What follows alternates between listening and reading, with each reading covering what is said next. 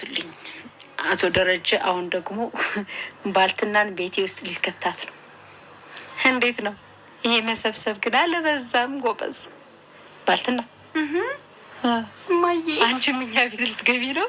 እግር አብስተሻል። በቃ እዚህ ነው መኖርም ፈልጋ። አባቴ ክዶኛል ጭራሽ። ኧረ እንደበሉኝ። ኧረ ኮተት መሰብሰቢያ ሆንኩኝ። ምድረው ኮተታ። እኔ ቆየ ግን ሊሆን መቼ ነው የሚኖረኝ? ማሚኛም ኮተታ። ታዲያ ምን ላድርጋችሁ? ውይ እንደው የልብ አታደርሱ፣ ሰርታችሁ አትደግፉ። ምንድን ጉድ ናችሁ? በተለይ አንቺና ዋንማ። እኔ ግን ማለት ነው ማሚ ውሃና እኔ ግን የምር መንታ ነው ምን የሚመስለኝ። ተሳስተሽ እንዳይሆን ልጅ የጠፋብሽ ምናምን የለም ጭራሽ። እሱን ሰላም ልጅና ጠይቂ። ልጅ የጠፋባት እሷ ናት። ይችን ምን ላርጋት? የትኛዋን? ይችኛዋን። ይችን የአባቷን ልጅ። አባቢ አንድ ነገር አርግልኝ። አንገበገበችኝ። ይችኛዋ መቼም ጨዋ ነው የምትባዩ። ምንድን ነው የምትባዩ?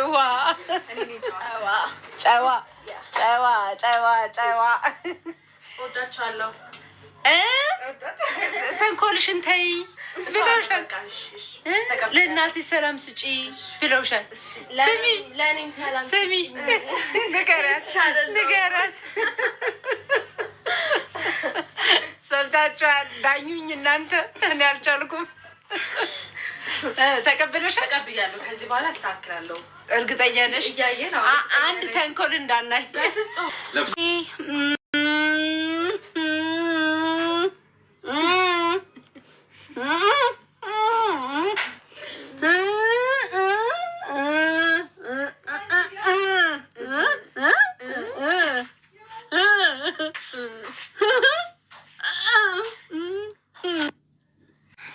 ሰላም ነው ውዶቼ።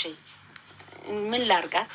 ይችል ልጅ የትኛው ሆስፒታል ልውሰዳት? ምንድን ነው?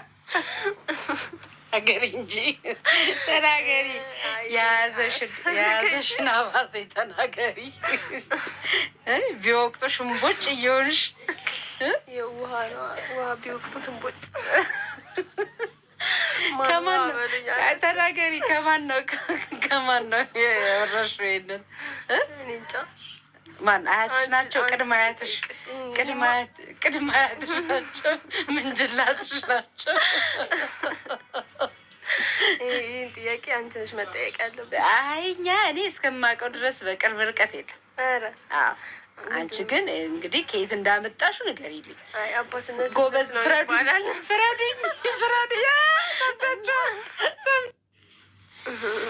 በጣም ጉድ ነው። ምድረጅብ ነጥቃኝ። ምድረጅብ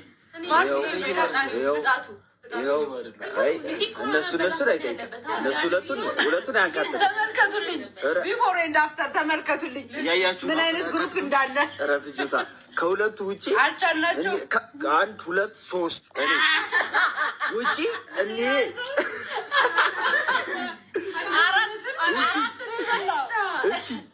እቺ ወደ 6 ምናምን ይበላችሁ። ከዚህ አንዳንድ በጣም ምሳሌ ምን ታደርጋለች? ከዳጣ ጋር እንዳይባል ጀለስ ያው ታቋታላችሁ። ጨዋ አይደለችም እቺ።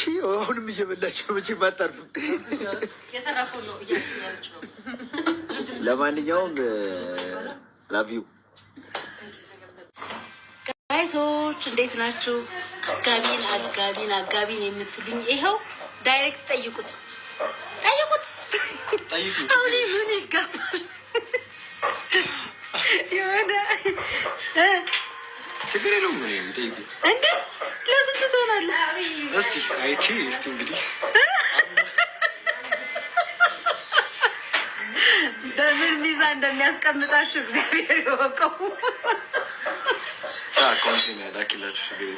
ይላክ ቅርታሽ አይደለሁም። እንግዲህ ይኸው እኔ አቅርቤዋለሁ። እናንተ እንደፈለጋችሁ አድርጉት። ቴንኪው በጣም ለምን ስላቀረብሽላቸው ለነሱ። ከዛስ እሺ፣ አሁን ምንድነው ኳሊቲ እንትን ክራይቴሪያ? ቀይ ከሆነች ቀይ ሰላም ውድና የተከበራችሁ ተከታታዮቻችን እንዴት ናችሁልን? እግዚአብሔር ይመስገን ከኛ ጋር ሁሉ ሰላም ነው። እንግዲህ በዛሬው ቪዲዮ ዘና ፈታ እንዳላችሁበት አንጠራጠርም። ካሜራ ጀርባ በጣም ደስ የሚሉ ጊዜዎች እያሳለፉ ነው የሚገኙት ማለት ነው። በጣም ነው ደስ የሚለው እውነት ለመናገር ከካሜራ ጀርባ ያለው ራሱ ማለት ነው በጣም ነው ደስ የሚለው። በቃ ምን ብዬ ልንገራችሁ፣ ካሜራ ፊት ለፊት ከሚሰራው በላይ እንደውም ከጀርባ ያለው ነገር በጣም ነው ብዙ ነገር የሚያስቀው። ዳጣ ድራማ እንግዲህ አሁን ላይ በጣም እየተወደደ በጣም ደስ እያለን እየተከታተልነው ያለው ድራማ ነው። በጣም ብዙ ሰው ነው የወደደው። እንግዲህ በኮሜንትም በተለያየ አጋጣሚ እንደምናየው በጣም ብዙ ሰው ወዶታል። በተለይ በቃ ተዋናኞቹ ለራሱ ገጸ ባህሪውን የወከሉት ሰዎች እውነት በጣም ነው ደስ የሚሉት። ወይዘሮ ማርታ አሁን የእናትነት ገጸ ባህሪ በስማም እንዴት ነው የሚያምረው እውነት ማለት ነው ጋይስ። እኔ በጣም ነው የምትመቸኝ። በቃ በዛ ላይ በቃ በጣም በቃ ለትዳሯ ያላት ክብር በቃ ጥንቅቅ ያለች፣ ለልጆቿ ያላት ፍቅር፣ ለትዳሯ ያላት ክብር፣ የሰውን የምትወድበት ሰውን የምታይበት፣ እንዲሁም በሰራተኛ ማለት በቃ ለሰራተኛ ምን አይነት ክብር እንዳላት፣ እንዲሁም ደግሞ ማለት የዘመር ሰው አሁን ለምሳሌ ሰራተኛዋ ሰላም ነች። ሰላም እንግዲህ እንያክላም ስትል ሰላም እንደዚህ ነው ብላ መጥፎ ነገር የምትናገር እናት አይደለችም። በዛ ሲቀጥል ደግሞ ጋሽ ደረጀ እንግዲህ የጓደኞቹ ልጆች ናታን የጓደኛው ልጅ ነው። እንግዲህ ሁለተኛ መሆን ላይም ደግሞ እንግዲህ ዳጣን የጓደኛው ልጅ አድርጎ ሲያመጣ ናታን ረጅም ጊዜ አብሮ የቆየ ልጅ ነው። አሁንም ዳጣ ስመጣ የጓደኛ ልጅ ነው ምናምን ባክሽ እንግዲህ ማርቲ በቃ ተረጅኝ እንደዚህ ነው ምናምን ብሎ ጋሽ ደረጀ ሲላት በቃ ምንም አላቅማማችን በቃ ካልክ ደረሽ ግን እኮ ልጆቻችን ላይ ሌላ ተጽዕኖ እንዳይፈጥር ምናምን አለች። እሱንም ጋሽ ደረጀ የሚል እንትን ሲላት እኔ እኮ ለልጆቼ ለቤቴ እኔ አውቃለሁ አባወራ ነኝ ምናምን ሲላት እንግዲህ እሺ ደሬ አንተማ አውቃለሁኝ ግን ደግሞ አንዳንድ ነገሮችን ማስተካከል እያለብን ሌላ እንትን እንዳናመጣ ብዬ ነው ምናምን ነበር ያለችው። ምንም አታስቢ ማርትዬ የኔ ቆንጆ ምናምን ሲላት እሷም ኦኬ ነው ያለችው። ምክንያቱም ለባሏ በጣም ትልቅ ሪስፔክት አላት። በጣም ነው አክብሮቷ የምትወደው በቃ ሁሉ ነገር። በዛ ላይ ደግሞ ከጋሽ ደረጀም እንደዚሁ ያው ከስተት ብቻ ጋሽ ደረጃውን ብዙ ጥፋቶች አሉት። ለምሳሌ ዳጣን መጀመሪያ ወልዶ ልጅቷ እንድትጣል ተደርጓል። ያኔ በዛ ላይ እንግዲህ በትዳሩ ላይ ሄዶ ነበር ማለት ነው። ግን ቢሆንም ስቲል ለቤቱ ላለው ማለት ለልጆቹ እንዳይበተኑ ትዳሩ እንዳይፈርስ ለሚስቱ እንዲሁም በቃ ያለው ጥንቃቄ ብዙ አይከፋም። አንዳንድ ወንዶች አካሄዱን እንኳን አላቅ ብለው ትዳራቸውን ማተውከው በቃ ከሁሉም ይወጡም ይሆናሉ። ጋሽ ደረጀ ግን ያው በጥንቃቄ ነገሮችን እያስሄደ የሚገኝ አባት ነው ማለት ነው። ሌላ ሰላምም እንግዲህ በጣም ምርጥ ጎበዝ ጠንካራ እንግዲህ በቤት ሰራተኛ ነች። ለስራዋ ታማኝ፣ ለሰዎቿን አክባሪ በቃ ብዙ ነገርን ገጸ ባህሪ የተላበሰች ግን ህይወት በብዙ የፈተነቻት በቃ ብዙ ነገሮቿ በውስጧ ተዳፍኖ ያለች አንዲት እናትን የምትገልጽ ናት ሰላም ለራሱ። ሌላው ናታን እንግዲህ ማለት በቃ ለትምህርቱ ያለውን ትኩረት፣ ለመጽሐፍቶቹ ያለው ክብር በቃ ትምህርቱን የሚያይበት ሁኔታ እነዚህ ሰዎች ደግሞ እንግዲህ ቤተሰብ አድርገው እዚህ ጋር እስካስቀመጡት ድረስ ወይዘሮ ማርታን እማዬ እንዲሁም ጋሽ ደረጀን አባዬ ብሎ የሚጠራበት መንገድ እንዲሁም ያለው ሪስፔክት በጣም የተለየ ነው። ትንሽ እንግዲህ እዚህ ቤት ላይ ጋገጭ እያደረገች ያለችው ኤቢ ናት። ያው እንግዲህ ገጸ ባህሪው ነው ግን ደግሞ ትንሽ በቃ በጣም አስቸጋሪ እሷ ነች። ቤተሰቡን ለማተራመስ ነገርዮሽን ለማፈራረስ የማትሄደው ማለት ባስተውሎ አይደለም የምትሄደው በስሜት የምትነዳ ነች ኤቢ ማለት ነው። ከዛ በተረፈ ግን ሌላው በስማም የሌለ ነው።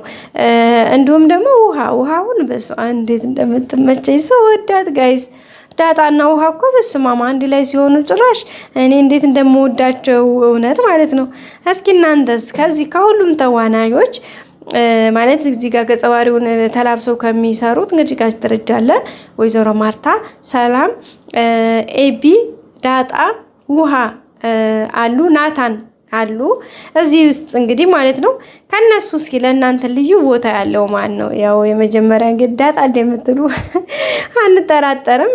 እኔ ግን ሁሉም በቃ ባላቸው እንትን ሁሉም አንደኛ ናቸው። ወይዘሮ ማርታም ብትሆን በትዳሯ ያላት ነገር በጣም ትልቅ ነው። ሰላምን ብትሆን ለስራዋ እና በቃ በነገሮቿ በጣም ጎበዝ ናት። ውሃም ምስኪን ነች፣ የዋህ በቃ የሰማችውን ማትደብቅ እውነቱን እውነት በቃ ቁጭ ነው የምታደርገው ማለት ነው። ሌላው ናታን አሁን ኤቢ በዚህ ልክ እንኳን እንትን እያለችው ለሰዎቹ ማለት ለጋሽ ደረጀና ለወይዘሮ ማርታ ያለው ሪስፔክት በጣም የተለየ ነው። በቃ እንዴት ብዬ ልንገራችሁ ጋይስ፣ በጣም ልዩ ሪስፔክት ነው ያለው። እንዲሁም ሰላምን የሚያይበት እንትን በቃ እሷን ለማገዝ ለመርዳት ድካሟን የሚረዳበት መንገድ በቃ በጣም የተለየ ነው።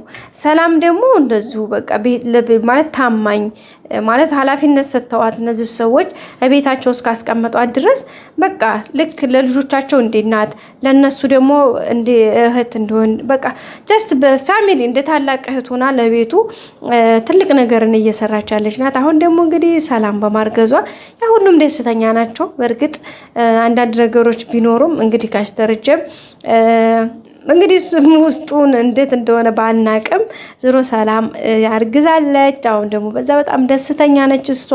ምክንያቱም በዚህ ምድር ሳሉ ራስን መተካት ግድ ነውና ራሷን ልትተካ ስለሆነ በጣም ነው ደስ ያላት እሷን ማለት ነው። ቤተሰቦቻችን እንግዲህ ናታን ደግሞ ያው በፍቅር ገብቶለታል እንደምታዩት። ይህን ሰሞን የዳጣ ፍቅር ቁጭ ብድግ እያደረገው ነው።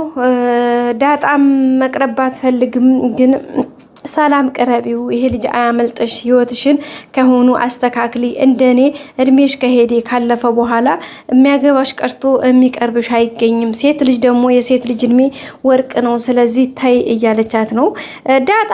በነገራችን ላይ አሁን የሷ ብዙ ህይወቷ እንትኖች ያልተመለሱላት ጥያቄዎች ስላሉ ትኩረቷ ወደዛ ነው እና ምን አለቻት ሰላም፣ ትኩረትሽን ሁሉ ወደ አንድ በኩል ስታደርጊ በጎን ያሉ ነገሮች አልፉሻል። ስለዚህ እዚያም ጋር ጥንቃቄ እያደረግሽ እያለቻት ነበረ ማለት ነው።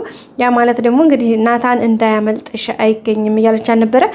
ዳጣ ግን በነገራችን ላይ ለዳጣ ሰላም የሰጣት የኤቢ ከሷ ጋር ዘወር ማለት ነበረ።